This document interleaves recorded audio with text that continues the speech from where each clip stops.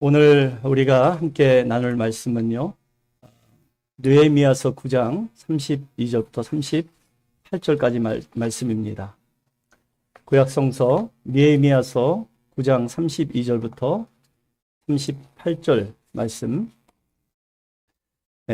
우리 같이 한 절 한 절 저와 여러분 나누어서 읽도록 하겠습니다. 32절부터 제가 읽습니다. 우리 하나님이여, 광대하시고 능하시고 두려우시며 언약과 인자하심을 지키시는 하나님이여, 우리와 우리 왕들과 방백들과 제사장들과 선지자들과 조상들과 주의 모든 백성이 앗수르 왕들의 때로부터 오늘까지 당한 모든 환난을 이제 작게 여기지 마옵소서.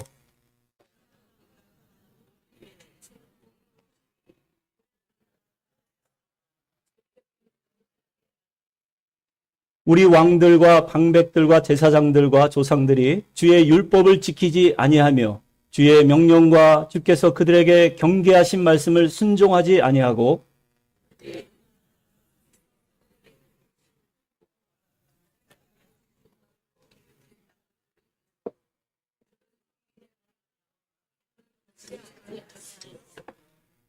우리가 오늘날 종이 되었는데 곧 주께서 우리 조상들에게 주사 그것에 열매를 맺고 그것의 아름다운 소산을 누리게 하신 땅에서 우리가 종이 되었나이다.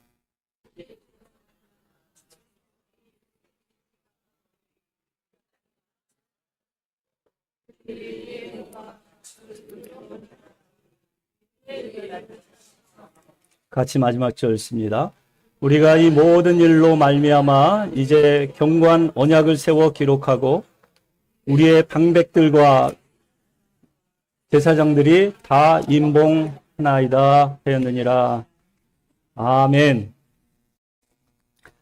오늘은 건강한 교회 세우기 10번째 시간으로 회개를 통한 삶의 변화라는 제목으로 말씀을 나눌까 합니다. 이스라엘 백성이 이제 무너진 성벽을 다 재건해서 예루살렘 성 안으로 들어왔을 뿐만 아니라 그들이 말씀 안으로 깊이 들어오기 시작합니다.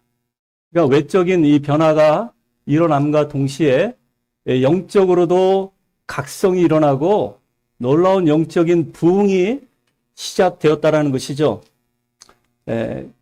그래서 그들은 이 학사 에스라가 모세 율법을 낭독하는데 아침 6시부터 정오까지 6시간을 율법에 기록된 말씀을 읽기만 하는데도 그들이 이제 말씀에 큰 은혜를 받고 그리고 울며 회개하였더라. 그렇게 성경은 기록하고 있죠. 그리고 난 다음에 그들이 초막절을 지키게 됩니다.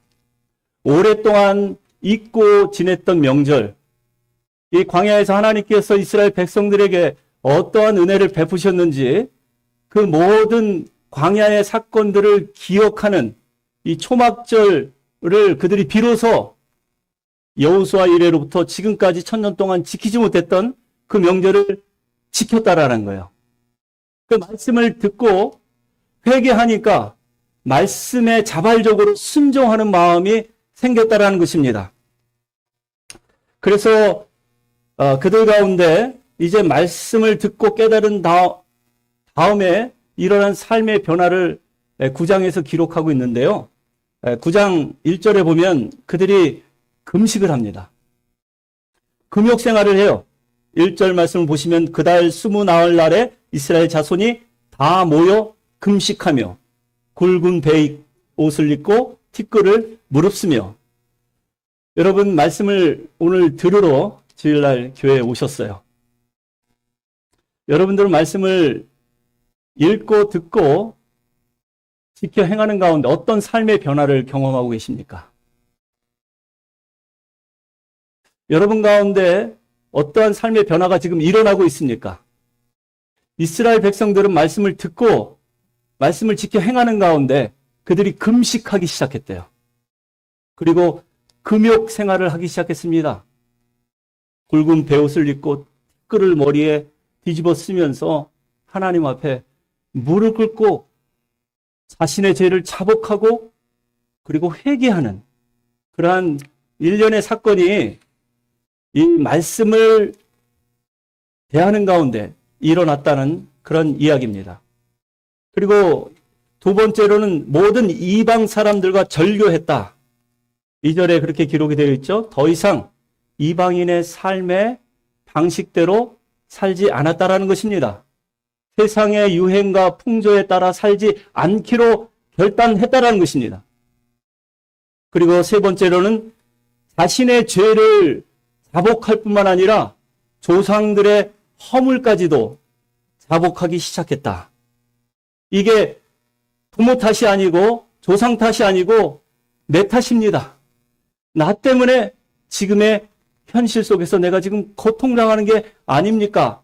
말씀을 대할 때 그러한 진정한 영적인 각성과 회개 운동이 시작되었다는 것입니다. 그렇습니다.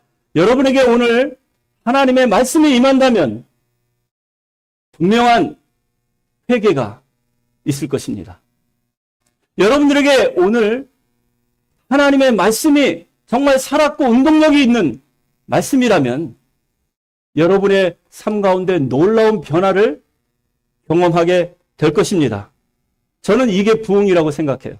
진정한 부흥은 성도 수가 많아지고 교회 재정이 튼튼해지고 그래서 더 좋은 환경 속에서 더 넓은 장소의 예배당에서 예배 드리는 것, 더 좋은 다양한 프로그램을 개발해서 차세대를 준비하는 것, 이런 것도 우리가 부흥이라고 얘기할 수 있지만 이거는 진정한 부흥이 일어나면은 나타나는 현상일 뿐이에요. 일시적인 현상입니다. 본질적인 부흥은 말씀을 통한 부흥인 것입니다. 하나님께서 오늘날 저와 여러분 가운데 간절히 원하시는 부흥은 우리가 말씀 앞에 정직하게 서서 그 말씀 앞에 자신의 연약하고 부족한 모습, 더럽고 추악한 자신의 모습을 비춰보고 그 말씀 앞에서 울기 시작할 때, 그때 하나님의 성령이 저와 여러분 우리 모두의 회중 가운데 강력하게 임해서 반드시 우리의 삶 가운데 변화가 일어난다는 것입니다. 그러니까 여러분, 이 진정한 부흥은 외적인 변화가 아닌 거예요. 내적인 변화예요. 내 마음과 생각이 바뀌기 시작하는 것이 부흥의 시작입니다. 기존의 마음과 생각이 바뀌어서 이제는 하나님 나라를 꿈꾸며 또 하나님의 방식대로 살겠다고 결단하고 우리가 기도할 때 하나님께서 그러한 새로운 삶을 열어주실 줄로 믿습니다. 이게 우리 주님이 그토록 원하시는 영적 각성, 영적 부흥이에요. 저를 포함해서 우리 성도님들이 이러한 말씀의 부흥을 경험하기를 축원하여 드립니다. 그렇습니다. 말씀을 통해서 부흥은 시작되는 거예요. 우리가 잘 아는 1907년 평양 대부흥운동. 여러분, 이 대부흥운동의 시초는, 그 발단은 말씀이었습니다. 그 당시에, 지금은 뭐 우리가 부흥회라고 부르기도 하지만 그 당시에 말씀 사경회로 우리 믿음의 선조들이 모여서 하나님의 말씀을 듣고 그리고 그 말씀을 붙잡고 기도하는데 온종일 아침 6시에 모이면 오전 9시까지는 말씀을 읽기만 했대요.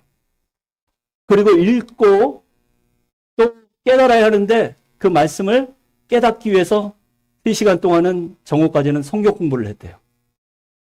그리고 나서 깨달은 말씀, 이 붙들고 노방으로 나가서 말씀을 선포하고 전하는 그런 일들이 부흥 사경에 3일이 아니라 일주일, 때로는 2주, 3주에 걸쳐서 그러한 놀라운 말씀 부흥 운동이 일어났을 때, 그때 그들이 술병을 던져버리고 아내를 구타하고 가정폭력을 일삼았던 그러한 사람들이 주님 앞에 엎드려 회개하고 통회하고 자복하는 그러한 회개 운동이 1907년 평양에서 일어났다라는 거예요. 여러분, 미국의 영적인 대각성 운동이 18세기 중반에 일어났습니다. 18세기 중반에 조나단 에드워드라는 목사님께서 말씀을 전하시는데 그 말씀을 듣고 사람들이 가슴을 찢고 죄를 뿌리고 그리고 하나님 앞에 울며 통곡하며 자복하는 그런 일이 있었어요. 조나단 에드워드 목사님의 설교는 원고를 그냥 읽는 것으로 유명합니다. 그래서 이런 아이 컨택, 커뮤니케이션을 잘 하시는 분은 아니에요. 그냥 원고를 그냥 또박또박 읽어 내려가는데 그 1시간 남짓의 그 설교 원고를 듣고 사람들이 울기 시작했다라는 거예요. 하나님의 말씀을 대할 때 그들이 회개하고 통회하는 그런 일이 있었다라는 것입니다. 그러니까 위대한 이 영적 부흥, 위대한 영적 각성의 공통점은 1907년 평양 대부흥 운동이라든지 미국에 일어났던 영적 각성 운동이라든지 공통점은 뭐냐면 하나님 말씀 앞에 반응했다라는 거예요. 그들이 하나님의 말씀을 읽고 듣고 그 말씀을 깨닫고 난 다음에 말씀대로 살자고 결단했다라는 거예요. 그래서 놀라운 사회적인 대변혁 운동이 일어난 것입니다. 미국에도 한때 금주령이 내린 적이 있었다고 하죠. 바로 이때입니다.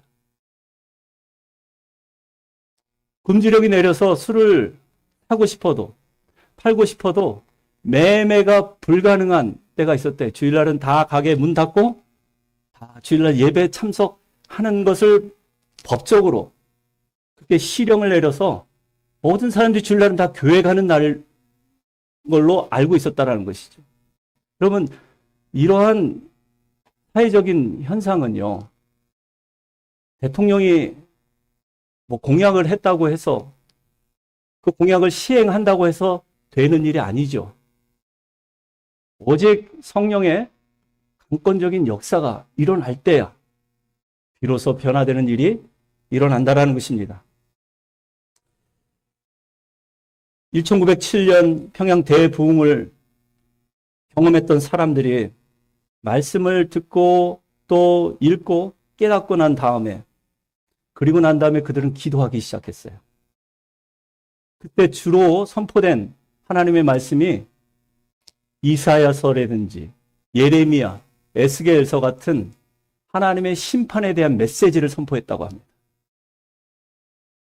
그러니까 지금 우리 민족, 우리 선조들이 겪고 있는 상황이 일본의 압제와 핍박 속에 있었던 상황이 우연히 일어난 상황이 아니라 이스라엘 백성들이 하나님을 떠나고 이방신들을 섬기고 세상 죄와 타협하기 시작하면서 일어났다라는 자신의 죄 때문에 우리가 이렇게 압제당하고 고통당했다는 사실을 깨닫고 그리고 비로소 나라와 민족을 위해서 기도하고 그리고 자신의 죄와 조상들의 죄를 자복하면서 하나님의 은혜를 구할 때 그때 우리 대한민국이 오늘 지금의 부흥과 놀라운 성장을 경험하고 있다고 저는 생각합니다.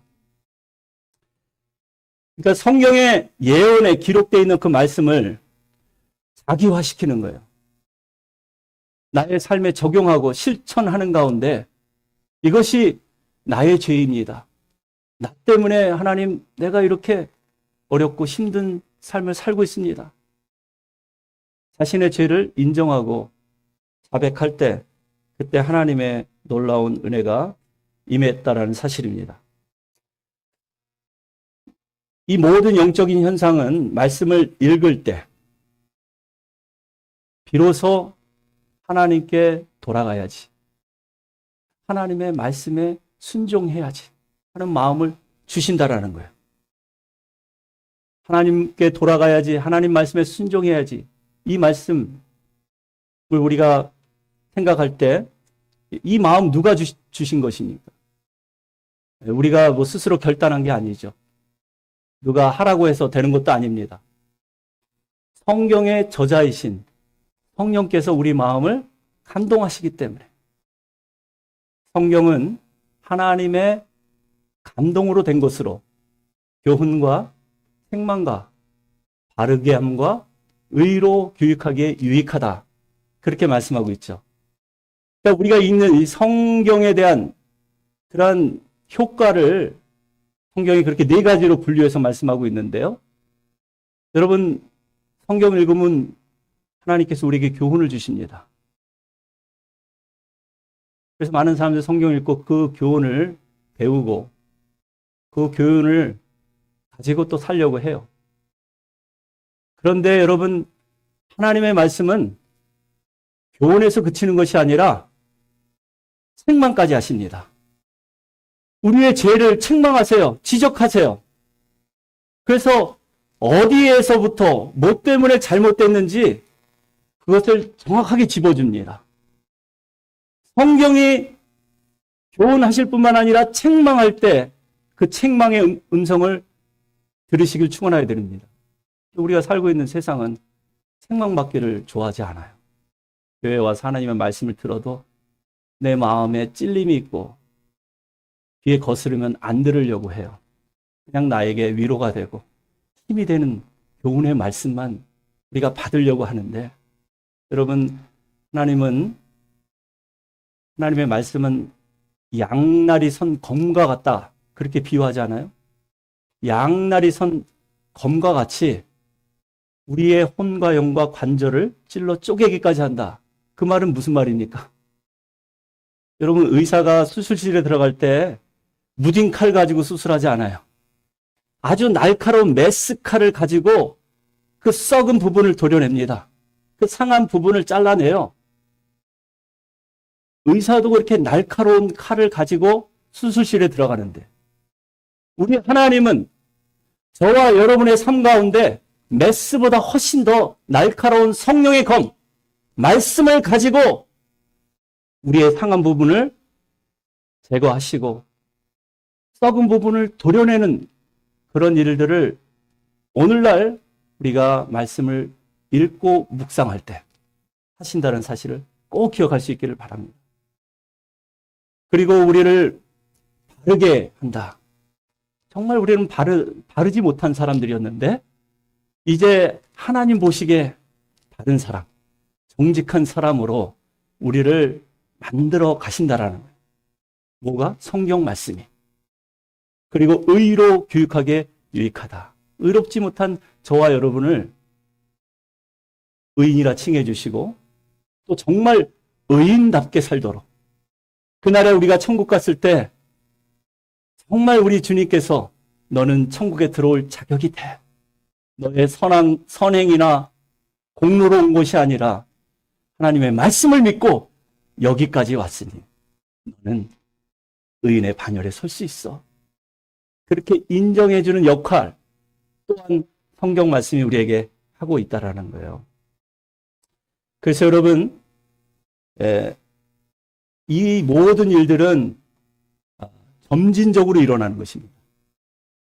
교훈과 책망과 바르게 함과 의로 교육하는 것은 별개가 아니라 우리가 성경을 읽을 때 계속해서 성경 말씀을 붙들고 기도할 때 차례차례 점진적으로 우리 삶 가운데 일어나서 결국 어떻게 돼요? 거룩한 하나님의 형상을 회복하는 단계까지 가게 하신다라는 거예요. 여러분, 그거 아십니까? 아담 이래 우리가 죄에 오염됐을 뿐만 아니라 우리의 인간됨도 상실되었다라는 사실. 그래서 사람을 사람으로 보지 않아요. 사람을 도구화 시켜버립니다. 기계화 시켜버려요.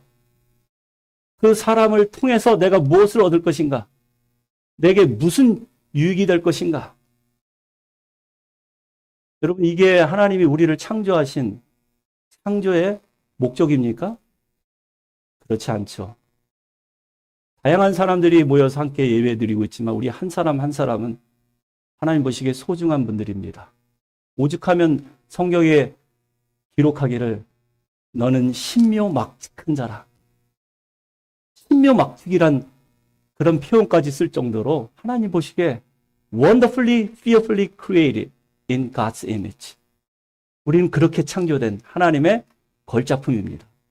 서로를 바라볼 때 경쟁의 상대로 바라보는 것이 아니라 사랑하는 대상으로 바라보는 것이죠. 섬기는 대상으로, 도와줘야 될 대상으로 우리가 서로를 바라보는 이러한 내적인 변화가 말씀을 우리가 정직하게 대할 때, 말씀을 통해서 하나님이 역사하실 것을 믿고 하나님의 능력을 믿을 때 우리의 삶에 이러한 변화가 일어난다는 것입니다. 하나님은 성경 말씀을 통해서 원래 있었던 인간성, 하나님 보시기에 참 좋았더라 했던 그 인간성을 회복시키기를 원하십니다.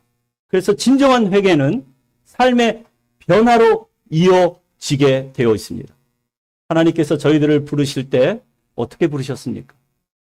너희는 택하신 족속이요, 왕같은 제사장이요, 거룩한 나라. 우리를 거룩한 나라 삼으시겠대요. 여러분들 부르실 때 택하신 족속과 왕같은 제사장으로 불러주셨어요. 그런데 그 부르심에 합당한 삶을 살고 계십니까? 주님께서는 너희는 세상의 빛이다, 소금이라고 말씀하셨어요. 그런데 정말 우리가 이 어두운 세상에 빛을 발하고 살고 있습니까? 이 타락하고 부패된 세상 가운데 소금과 같이 맛을 잃지 않고 오히려 세상을 정화하는 그런 삶을 살아내고 계세요? 우리의 삶을 보면 하나님의 부르심과는 전혀 다른 그런 삶의 모습인 것이죠. 오늘 본문에 보면 이 영적인 각성과 회개 운동이 일어나니까 이 38절에 보면은, 마지막 38절에 보면 이스라엘 백성들이 그 언약서에 서명을 하기 시작합니다. 그 서명한 사람의 이름들이 이제 10장에 기록이 다 있어요. 10장에 기록된 수많은 사람들이 하나님과 언약서를 체결했는데 거기에 다 자기 이름을 넣고 사인을 한 사람들이. 여러분, 언약이 무엇입니까? 하나님과 약속한, 우리와 하나님과 서로 쌍방에 약속한 그 약속이에요. 그게 언약입니다. 우리가 믿는 하나님은 언약에 신실하신 하나님이세요. 우리는 약속한 것도 까먹고 우리는 망각하고 우리 뜻대로, 우리 멋대로 살지만 하나님은 우리의 그런 불충성하고 불성실함에도 불구하고 하나님이 약속하신 것은 반드시 이루시고 지켜나가십니다. 이 언약은 쌍방간에 약속했기 때문에 지켜야 합니다. 목숨 걸고 지켜야 돼요. 그런데 우리는 그 언약을 계속 지키지 않고 결국 파기해야 하는 그런 상태까지 갔어요. 그러면 언약에 신실하신 하나님 입장에서는 이 언약을 정말 파기시킬 수 있죠. 내가 너에게 한 그 말 취소? 그 축복의 말씀 다 말소됐어. 이렇게 말씀하실 수 있어요. 얼마든지. 계속해서 하나님 말씀대로 살지 않고 하나님부터 멀어져가는 우리들을 보면서 이렇게 실망하시고 우리 단념하시고 포기할 수 있는데도 불구하고 계속해서 하나님은 우리를 포기하지 않고 우리를 붙드십니다. 돌아오라고. 이제 하나님으로부터, 하나님 말씀으로부터 돌아오라. 그렇게 우리에게 말씀하고 있죠. 수많은 선지자들을 보냈어요. 돌아오라. 하나님의 말씀을 그들은 듣지 않았습니다. 계속해서 멀어져 가고 하나님 아닌 우상들을 섬기기 시작하고 하나님 보시기에 참 부끄럽고 가증한 우상 숭배의 죄에 빠져버렸어요. 나중에는 우리 하나님께서 누구를 보내십니까?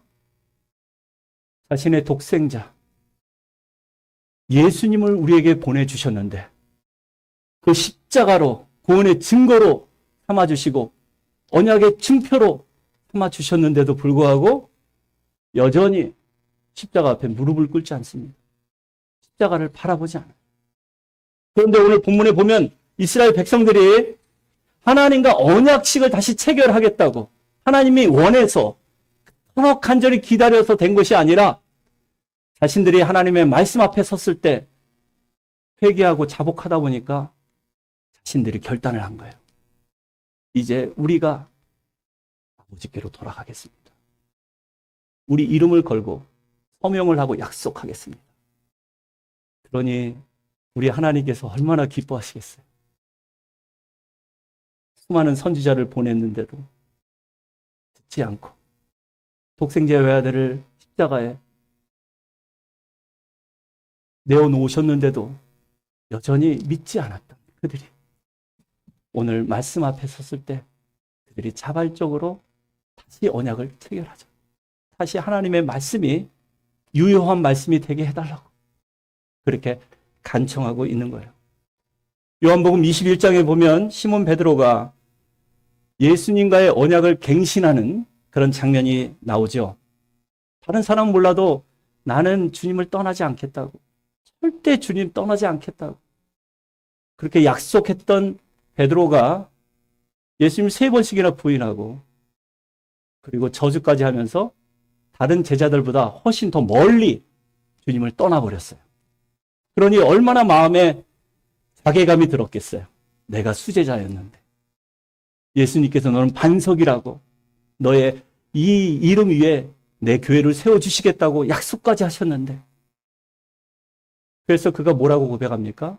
예수님이 부활하셔서 제자들에게 나타나셨는데도 불구하고 예수님을 볼 면목이 없는 거예요. 그래서 그가 한 결단은 뭐예요? 나는 고기나 잡으러 가야겠다. 고기나 잡으러 가겠대요. 예전에 예수님 만나기 전에 상태로 돌아가겠다라는 거예요. 그래서 예수님으로부터 가장 멀리 가기로 선택하고 갔는데 거기에 누가 따라오셨습니까? 언약에 신실하신 우리 예수님께서 따라오신 거예요. 그리고 묻습니다. 요한의 아들 시몬아, 내가 나를 사랑하느냐? 요한의 아들 시몬아, 내가 너를 사랑하느냐? 저는 우리 성도님들이 이 말씀을 여러분들에게 여쭤보시는 주님의 말씀으로 듣기를 축원하여 드립니다. 여태까지 하나님의 말씀대로 살겠다고 몇 번씩이나 다짐하고 결단했는데 말씀을 지키기는커녕 하나님의 영광을 가리고 내 뜻대로 내 마음대로 살았던 그런 인생 가운데 하나님을 멀리 떠났던 그런 나에게 찾아오신 주님께서 물으시는 거예요. 요한의 아들 시몬아, 내가 나를 사랑하느냐? 왜 물어봤을까요? 그것도 3번씩이나?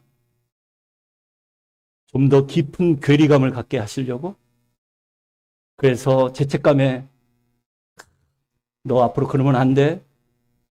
그렇게 한번 야단을 치시려고 그러려고 이렇게 3번씩이나 물어보셨을까요?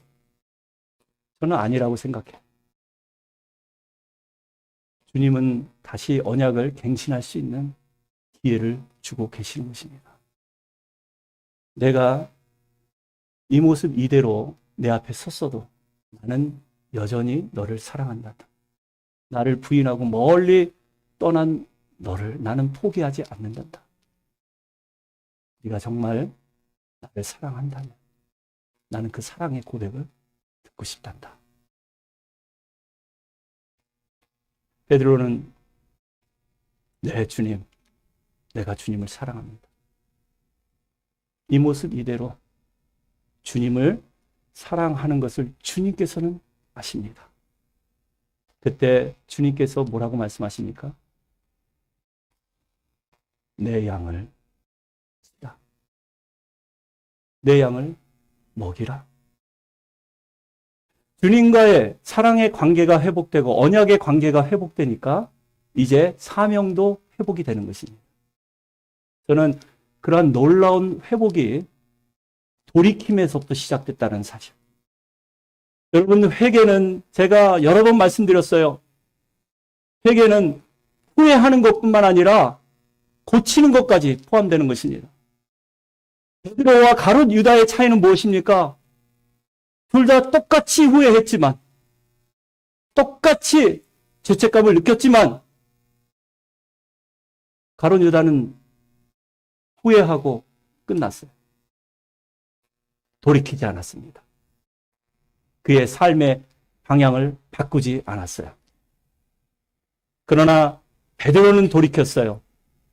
돌이켜서 주님께서 말씀하신 내 팔을 크게 벌리리니 이제 사람들이 내가 원치 않은 곳으로 데려가리라. 그 말씀대로 그는 순종했어요. 나중에 교회 전승에 보면 베드로가 로마 감옥에서 로마에서 잡힙니다. 로마에서 잡혀서 로마 병정들에게 이제 잡혀서 십자가에 예수님과 똑같은 방법으로 처형당할 때 그때 베드로가 이런 고백을 해요. I am not worthy to die like this. 나는 이렇게 죽을 만한 자격이 되는 사람이 아닙니다. Put me upside down. 십자가의 나를 거꾸로 매달으십시오. 나는 나를 사랑하시는 주님. 나를 끝까지 포기하지 않고 당신의 사랑을 나에게 보여주신 주님과 똑같이 죽을 자격이 되는 사람이 아니니 나를 십자가에 거꾸로 매달아 주시오.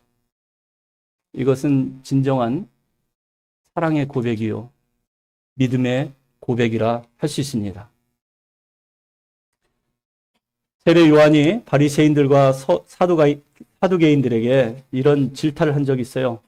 독사의 자식들아, 누가 이 너희를 가리켜 임박한 하나님의 진노를 피하라 하더니 그들을 가리켜서 독사의 자식들이라고 독서를 하면서 너희는 하나님의 심판을 피할 수 없다라고 말씀했죠.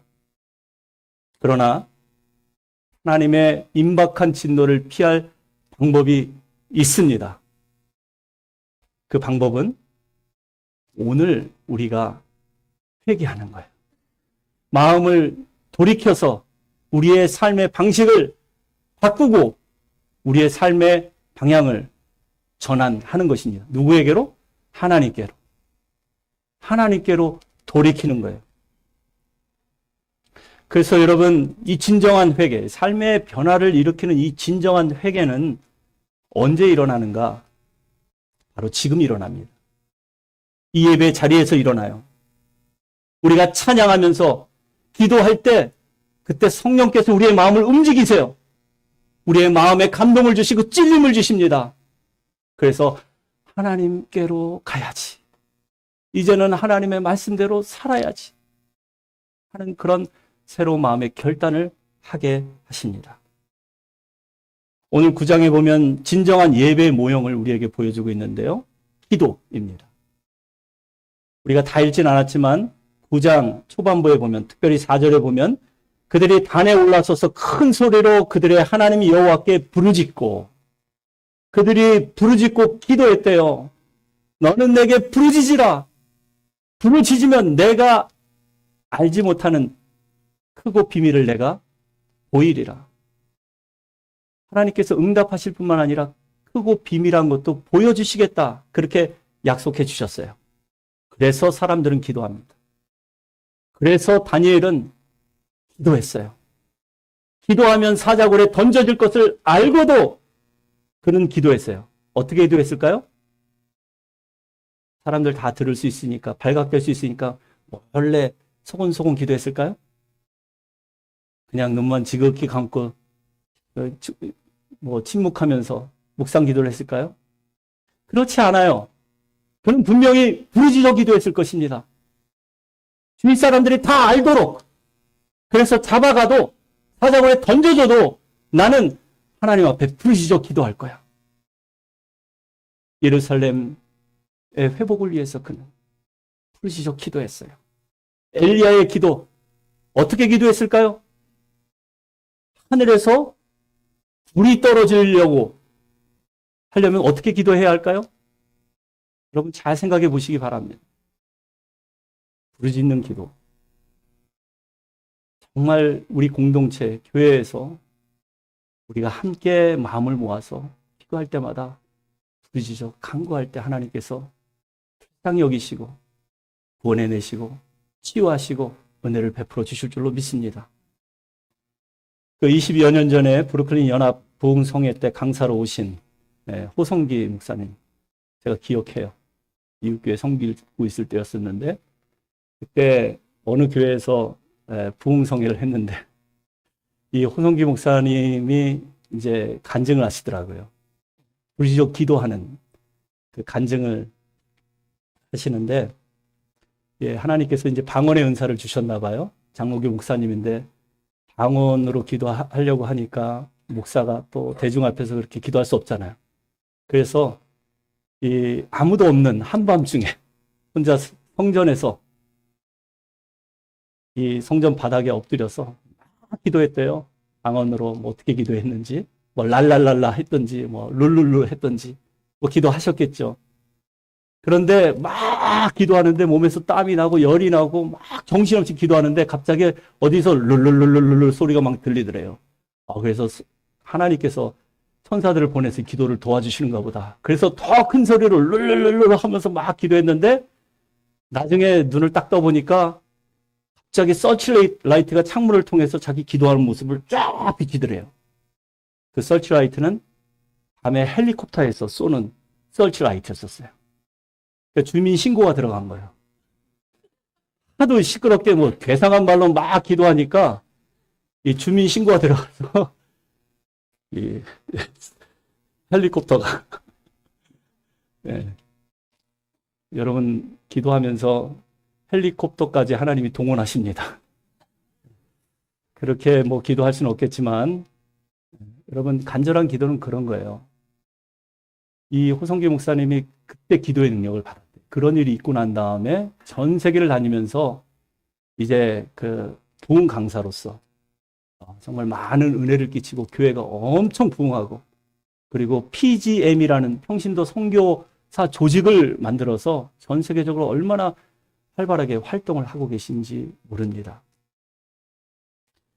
그리고 이제 그들이 부르짖어 기도한 다음에 찬양했대요. 5절에 보면 너희 무리는 마땅히 일어나 영원부터 영원까지 계신 너희 하나님 여호와를 송축할지어다. 여러분 찬양할 때 어떤 마음이 드십니까? 송축해 내 영혼아 거룩하신 이름 이전에 없었던 노래로 주님을 찬양해. 저는 이 송축해 내 영혼 만 가지 이유로 하나님을 찬양할 수밖에 없는 이 찬양곡을 같은 내용 반복해서 듣고 내가 불러봐도요 정말 은혜가 돼요. 그 이유는 송축받기에 합당하신 분은 여호와 한 분, 나를 사랑하사 당신의 아들을 십자가에 내어주신 그 한량없는 하나님 한 분밖에 없기 때문에. 여러분 우리가 찬양 부를 때 참 좋은 찬양 많이 있습니다. 시중에 우리가 부르는 찬양 중에도 좋은 찬양 많이 있지만 좀 점검해 볼 필요가 있어요.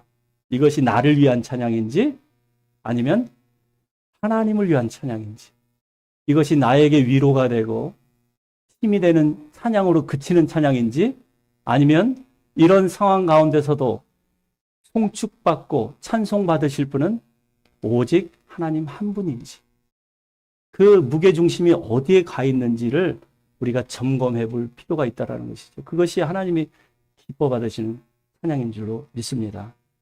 우리가 부르짖어 기도해야 할 하나님, 송축해야 할 하나님, 그 하나님은 어떤 하나님입니까? 그분은 전능하신 하나님이세요. 오늘 32절에 기록되어 있죠. 광대하시고 능하시고 두려우시며 언약과 인자하심을 지키시는 하나님. 그분은 광대하시고 능하신 하나님, 전능하신 하나님이에요. 언약에 신실하신 하나님이십니다. 그런데 우리가 자주 망각하는 게 뭐냐면 이 전능하신 하나님을 과소평가하는 경향이 있어요. 이 전능하신 하나님을 자꾸 우리의 마음 상자 안에 가둬두려고 하는 그런 못된 버릇이 우리에게 있습니다. 여러분, 하나님은 전능하신 하나님이십니다. 우리의 이성과 우리의 경험을 초월하시는 하나님이세요. 그 하나님을 우리가 기도하면서 깊이 만나는 거예요. 하나님, 나의 상황과 형편은 이렇게 불가능하지만 해결될 기미가 보이지 않지만 주님은 나의 기도를 들으시고 전능하신 하나님, 초월하신 하나님이 역사하실 줄 믿습니다. 그것을 우리가 믿음으로 고백하는 것이죠. 그 이스라엘 백성들은 계속해서 하나님의 그 많은 경험, 또 기사 능력을 체험하면서도 끊임없이 하나님 앞에 불평하고 원망했어요. 그들이 홍해 앞에 섰을 때 뭐라고 불평합니까? 애굽에 매장지가 없어서 우리를 여기까지 데려와 죽게 하느냐. 하나님의 구원의 손으로 그들을 출애굽시켜 주셨어요. 그러면 감사하고 찬송할 일인데 지금 당장에 먹고 마실 물이 없고 이 식량이 떨어졌다고 해서 이런 불평을 들어오는 거예요. 그리고 홍해가 바로 앞에 가로막혔다고 해서 이 전능하신 하나님을 보지 못하는 거예요. 그때 모세가 뭐라고 대답합니까? 너희는 두려워하지 말라. 오늘 너희를 위하여 행하시는 구원을 보라. 오늘 본 애굽 사람을 다시는 보지 아니하리라. 하나님이 너희를 위해 싸우시리니 너희는 가만히 있을지어다. 여러분, 우리가 정말 하나님을 믿는다면 원망하거나 불평하는 일은 삼가야 합니다. 그리고 잠잠히 오늘날 우리를 위하여 구원하시는 하나님, 치유하시는 하나님, 그 하나님을 잠잠히 바라볼 수 있어야 돼요. 그 하나님께서 이스라엘 백성 가운데 행하신 그 놀라운 기적이 오늘 나의 삶 가운데도 일어날 줄 믿습니다. 믿음으로 우리가 하나님을 바라볼 수 있어야 된다는 거예요. 그러므로 여러분, 우리가 마음을 돌이키는 것, 우리의 생각을 바꾸는 것, 우리의 관점을 바꾸는 것, 이 회개하는 길만이 살 길입니다. 회개는 후회가 아닙니다. 말씀드린 것처럼 고치는 거예요. 방향을 전환하는 것입니다. 하나님께서 저와 여러분에게 무엇을 원하신다고 생각하십니까? 돈입니까? 건강입니까? 여러분들의 재능, 달란트를 받기를 원하신다고 생각하세요? 그렇지 않아요. 하나님이 정말 원하시는 것은 돈이나 건강이나 여러분들이 가진 재능이 아니에요. 오직 하나, 여러분의 마음이에요. 하나님은 우리 마음을 갖기를 원하세요. 우리가 하나님을 바라보고 글쎄 심장을 가지고 살기를 기뻐하십니다. 코로나 이후에 일상이 많이 바뀌었다고 합니다. 새술은 새 부대에 놓여야 하듯이 교회도 이제 변화와 이미지 쇄신이 필요합니다. 교회도 바뀌어야 돼요. 먼저는 교회가 회개해야 합니다. 하나님의 부르심대로 살지 못했던 점, 주님 회개합니다. 그 죄를 인정합니다. 하나님 앞에 우리가 용서를 구해야 되고, 또 하나 해야 할 일은 뭐예요? 세상 사람들에게 미안한 마음을 가져야 돼요. 세상 사람들이 너희 교회는 왜 이래? 교회에 대해서 비판하고 손가락질하고 정죄하는 그 이유가 뭐라고 생각합니까? 교회가 하나님의 부르심대로 존재하지 않기 때문에 그래요. 그래서 우리는 세상 사람들에게 미안한 마음을 가질 수 있어야 합니다. 내가 말씀대로 살지 않아서, 내가 하나님 말씀대로 순종하지 않기 때문에 그런 겁니다. 죄송합니다. 앞으로 잘하겠습니다. 그래서 세상이 이 모양 이 꼴이 된 것은 교회의 책임인 것입니다. 세상과 소통하고 공감할 수 있는 그런 교회가 되기를 축원하여 드립니다. 세상과 담을 쌓는 교회가 아니라, 세상과 격리되어서 고립된 교회가 아니라, 이제는 정말 그 높은 담을 허물어 버릴 수 있어야 돼요. 교회의 문턱을 더욱 아예 없애버려야 돼요. 그래서 누구나 우리가 예배하는 모습을 보고, 우리가 찬양하고 하나님을 경배하는 모습을 보고 참 보기 좋습니다. 우리가 친교하는 모습을 보고 참 좋아 보입니다. 나도 참석하고 싶습니다. 이런 말이 나올 수 있도록 교회가 더 이상 세상에 대해서 세상으로부터 욕을 먹거나 비난의 대상이 되는 것이 아니라 이제 칭찬받고 격려받는 곳으로 바뀌어야 될 줄로 믿습니다.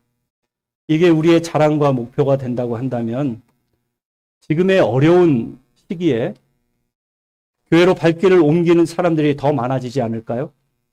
그래서 저는 교회가 어떤 교회가 되어야 하나 생각할 때마다 수도원과 같은 교회가 되어야 한다 하는 생각을 해봐요. 수도원. 여러분 어떤 공동체입니까?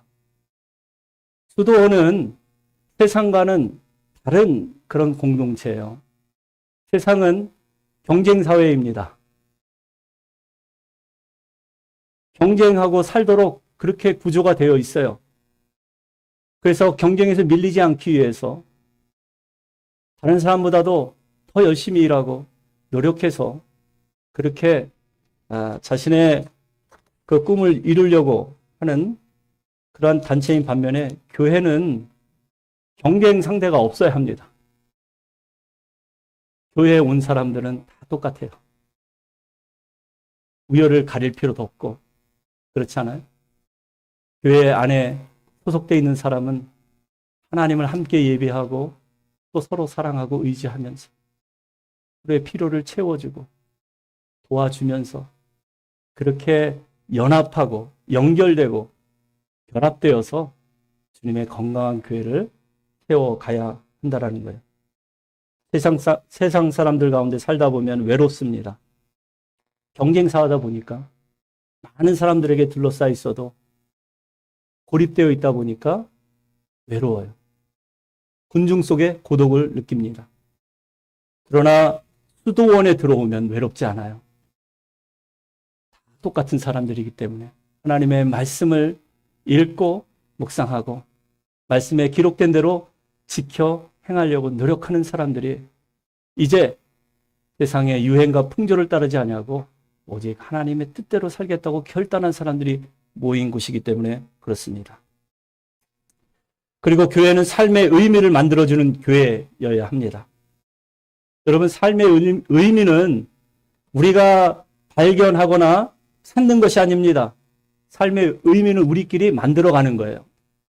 정말 살만하다.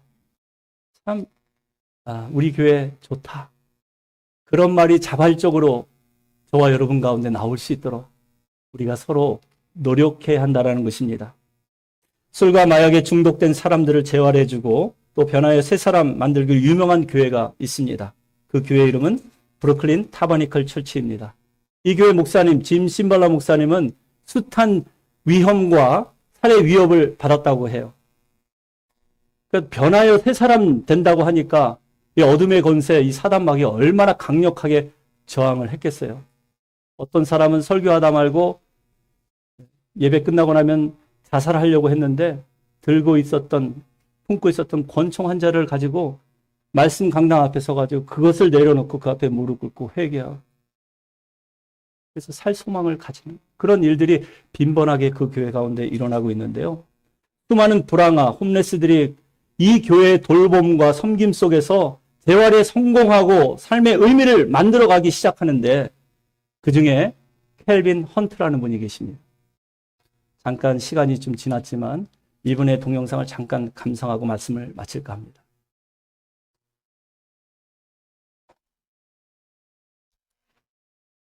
Make it a little bit personal for me. Tell me what happened to you. How did crack influence your life? Well,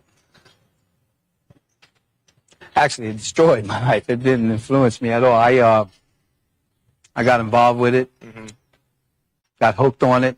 It became everything to me. I would come to this place here, park my car down this street here, and I would stay there days, fill my pocket up with vials of crack, and go into these bushes and stoop down low and just smoke crack and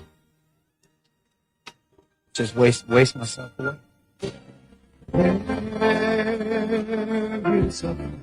길거리 불황을 했던 켈빈 목사님 네, 마약에 중독되고 예수님 만나고 변화된 그런 삶의 모습입니다.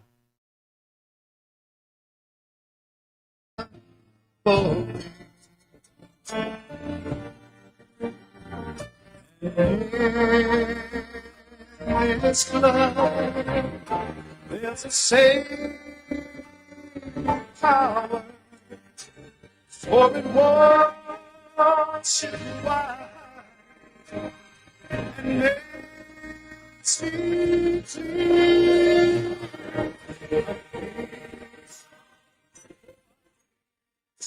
I've seen a lot of hurt, a lot of pain. I've seen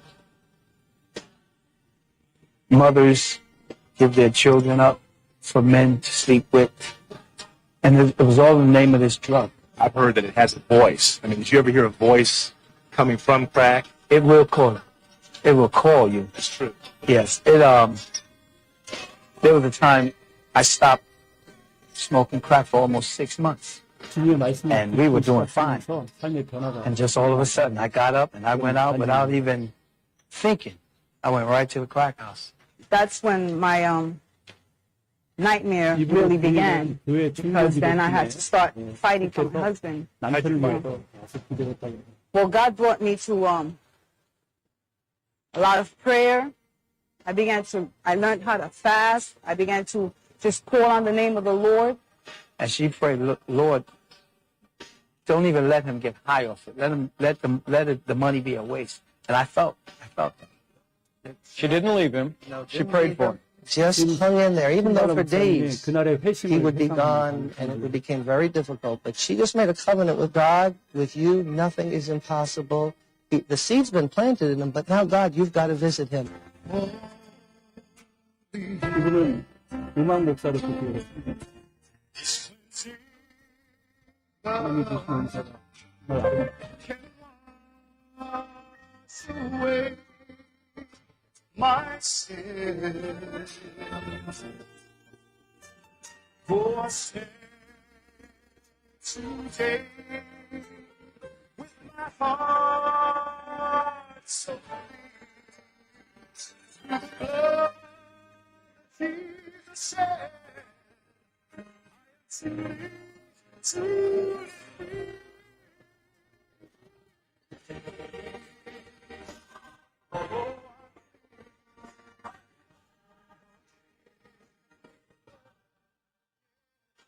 This is it.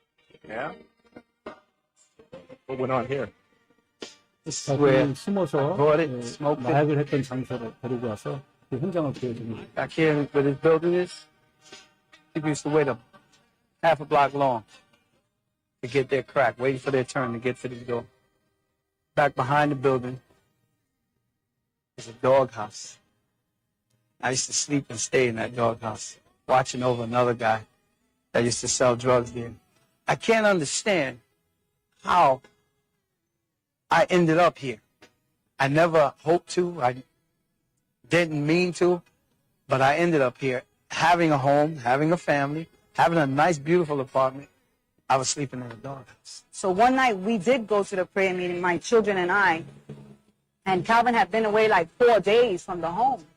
I went home, and my wife and children weren't there. They were at a prayer meeting. 아내가 이제 교회에서 자녀들과 I 함께 laid down to 중보기도 sleep. 모임에 I 참여했을 couldn't 때 sleep. 그때 자기에게 And I heard 나타난 God's 그런 voice. 현상을 I was 얘기하는데 compelled 집에 to get on the 술이 train 마약에 취한 and go to the 상태에서 church. 하나님의 음성을 And when I 듣는데 walked in, all I heard 예배하는 was 시간인데 Calvin. Lord, 자기 발로 save him. Lord, bring 예배를 him. 찾아갑니다. Lord, draw him to this building. And I walked in on that.